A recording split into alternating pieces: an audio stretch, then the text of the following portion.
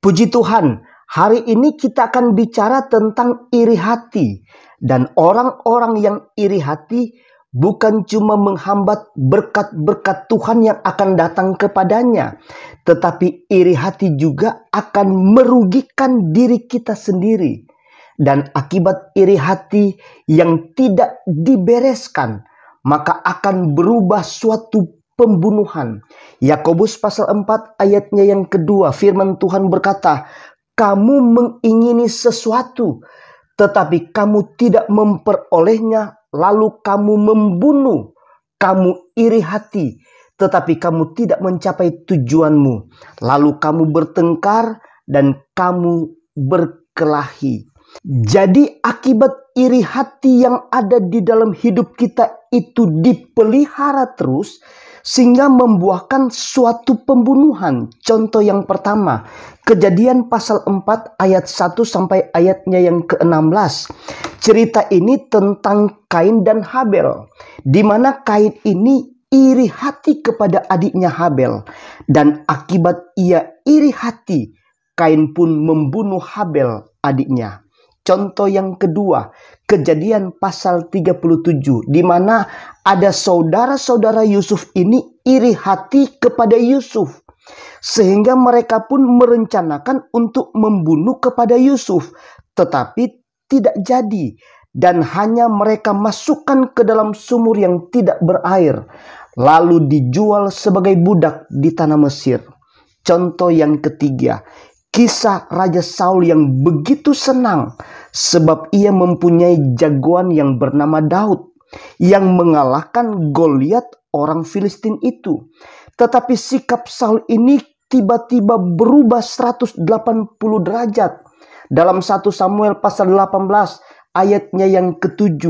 Sebab ketika Raja Saul dan Daud pulang dari medan peperangan, wanita-wanita, anak-anak gadis menari-nari dengan rebananya dan berkata, "Hebat Saul raja kita yang mengalahkan ribuan musuh."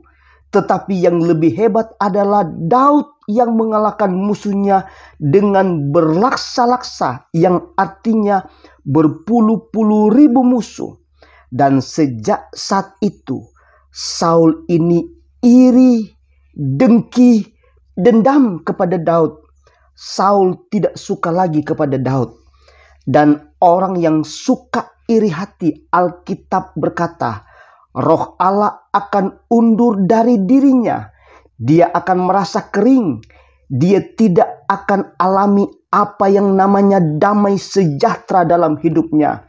Dan orang yang iri hati sudah pasti tidak mau kalah dengan orang lain. Dan karena Roh Allah sudah undur dari dirinya, lalu Saul pun melakukan yang jahat, yaitu ia berkali-kali ingin membunuh Daud. Bahkan kemudian Saul ini pergi kepada dukun melakukan dosa penyembahan berhala, okultisme, berhubungan dengan kuasa-kuasa gelap.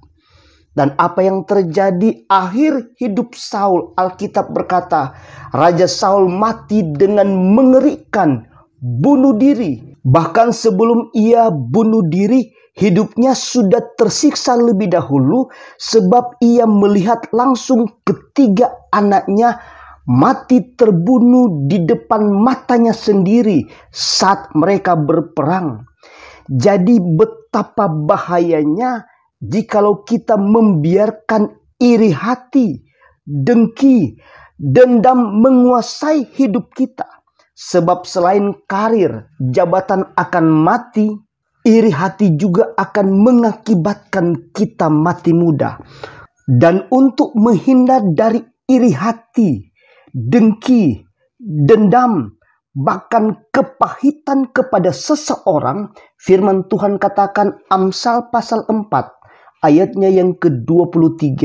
Firman Tuhan berkata, "Jagalah hatimu dengan segala kewaspadaan, karena dari situlah terpancar kehidupan." Tuhan Yesus memberkati kita semua. Haleluya. Amin.